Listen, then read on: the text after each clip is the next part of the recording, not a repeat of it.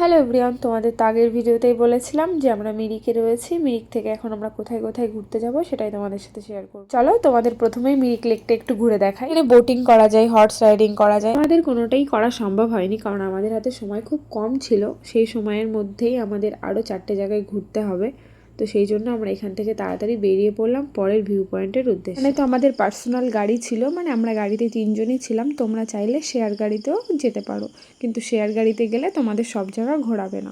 মিরিক রোডে শেয়ার গাড়ি একটু কমই পাওয়া যায়। কথা বলতে বলতে আমরা চলে আসলাম সীমানা ভিউ পয়েন্টে। আর এই জায়গাটা যে এত সুন্দর কি বলবো। মিরিকে আমরা যতগুলো জায়গা ঘুরেছি সব থেকে আমাদের ভালো লেগেছে এই জায়গাটা। এখানে দাঁড়িয়ে কিছুটা সময় কাটানোর পরে আমাদের বেরোতে হবে আবার পরের ভিউ পয়েন্টের উদ্দেশ্যে। তোমাদের তো আগেই বলেছিলাম আমাদের হাতে সময় খুব কম, তাই কোনো জায়গাতে আমরা বেশি টাইম কাটাতে পারিনি।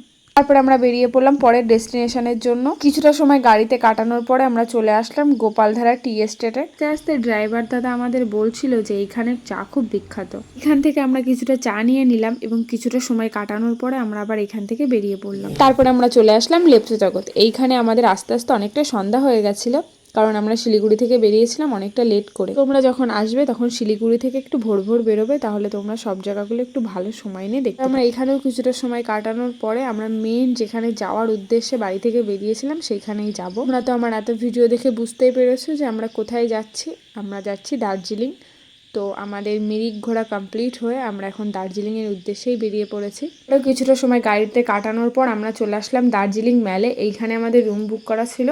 তো চলো আজকের ভিডিওটা এই পর্যন্তই। তোমাদের নেক্সট ভিডিওতে বলবো যে আমরা দার্জিলিং এসে কোথায় কোথায় ঘুরলাম। আমার ভিডিওটা তোমাদের কেমন লাগলো অবশ্যই কমেন্ট করে জানিও।